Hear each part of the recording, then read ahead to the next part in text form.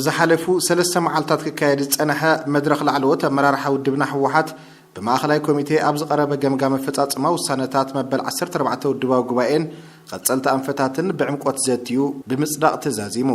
بمسرت زي أب فتصاصم ውሳነታት መበል 14 ውድባዊ ጉባኤ ስራሕቲ ውሽጢ ውድበ መልኪቱ ኣብ ዘካየዶ ምይይጥ ኣብ 2017 ዓመተ ምህረት በወሳናይ ተሳትፎ ተዓቕሚ ተሞክሮ ቃልሲ ዝወነነ ህዝብና ምስቲ ስልጣን ግዚያዊ ምሕዳር ተቆናጢጡ አንጻር ኩሎም ብሄራዊ ረብሓታት ህዝቢ ትግራይ ዝሰርሕ ዝነበረ ጉጅለ ብሄራዊ ክሕደት ዝተገበረ ሰላማዊ ፖለቲካዊ ቃልሲ ውጽኢታዊ መንባሩ ደምዲሙ እዩ አፖለቲካዊ መደባት بعمقት ካብ ዘተየሎም ጉዳያት ሓደ ዛጊድ ዘሎም ዕባለታት ስምምዕ ፕሪቶሪያን ተኸውን ህዝቢ ትግራይን ህወሓትን እቲ ስምምዕ ክፍጸምን ናብ ዘላቂ ሰላም ክሰጋገርን ካብ ልክዕን ዓቐብ ብትዕግስቲ ሰርሑ ከም ዘለው ብምዝታይ መንግስቲ ኢትዮጵያ ግን ነቲ ስምምዕ ብምጥሓስ ኣብ ልዕሊ ህዝብና ብዝተፈለየ መልክዓት ዝግለጹ ሰላሕታዊ ጄኖሳይድ ይፍጸመለ ኢሉ አደራደርቲ ሃገራትን ዓለም ለኸ ማሕበረሰብን ኣብ ልዕሊ መንግስቲ ኢትዮጵያ ካብኦም ትጽቢት ዝግበር ጽዕንቶ ብዘይ ምግባሮም ድማ እቲ ስምምዕ ኣብ ሓደጋ ወዲቑ ከም ዘሎ ገምጊሙሎም بمسرت الزون قداي حق منقستاو لو مريت تግራይ ናብ ዋጋ ዕዳጋ ዝቀርብ ጉዳይ ከም ዘይኮነን ኣብ ትሕቲ ወራት ዝነብር ህዝብና ሓራክ ወጽእ ዝተመዛበሉን ዝተሰደዱን ወገናትና ናብ መረበቶም ክምለሱ ተሓታትነት ጄኖሳይድ ክረጋገጽን ብኩሉ ዓቕሙ ክቃለስ ወሲኑሎም بمسرت ውሳነ መበል 14 ውድባዊ ጉባኤ ዝተዳለወ ስራሕቲ ሪፎርም ውድብና ዛጊድ ዘለዎ በርኪ ዘተ ላዕለዋይ አመራርሓ ውድብና ዝተዳለዉ መበገሲ ሓሳባት ሪፎርም ኣብ ፈጻሚ ስራሕ ተዘትይሎም ናብ ማእኸላይ ኮሚቴ ቀሪቦም ከም ዘለውን ናብ በብደረጃኡ ዝርከብ አመራርሓን አባልናን ብምውራድ ድማ ብዝተወደበ ናይ ሓፋሽ ምንቅስቃስ ከም ዝተየሎምን ተመያይጥሎም ኣብ ማሕበረ ቁጠባዊ መደባት ጸጥታን መሰረት ገይሩ ኣብ ዝቀረበ ገምጋም ማእኸላይ ኮሚቴ ዘተ ላዕለዋይ አመራርሓ ውድብና ነቲ ኣብ ልዕሊ ህዝቢ ትግራይ ዝተፈጸመን ዛጊድ እውን ዝቅጽል ዘሎ ጄኖሳይድ ስዒቦም ዝተፈጠሩ ማሕበራውን ኢኮኖሚያውን ቅልውላዋት ብዕምቆት ብምዝታይ ተጠቃምነት ህዝብና ብሓፈሻ ብፍላይ ድማ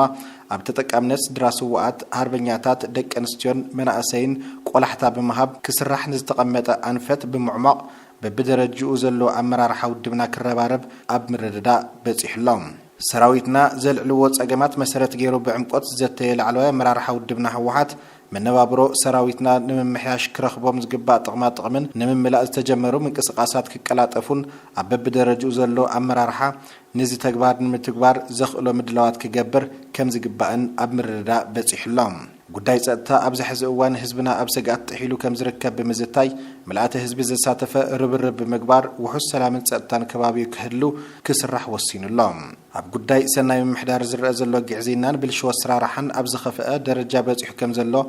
زقربه مبقس جمجام مسرت جيرو أبز جبرو زيت دما أبز حزقوان قلقالوت بجنزب زعدقل كونتات كم زلون أب مريتن معدن زرق زلو بالشو سرارحن بعمقوت بمزتاي أبغت علي ببدرجو زلو مرارحة ناب مسرح صريت آتيو بزتودبن يحفاش من قصقاس اتساقم المفتاح كسرح دمديم اللهم أبستنصرو قصال أنفتات سرحت مسرت جيرو أبزكايدو زيت دما زاغيد زلو طنكارتات أفصاصما وسانتات مبل 14 ውድባዊ ጉባኤ ብምዕቃብ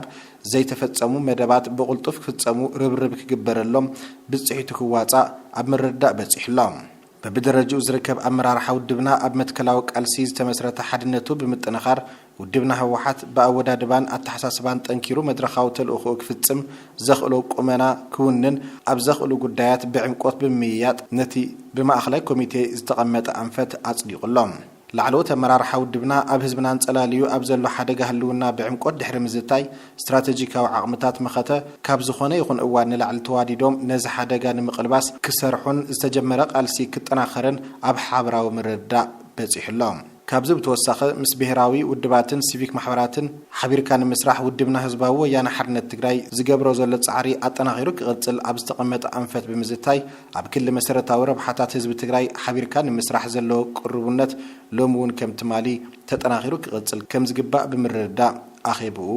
ዛዚሙሎም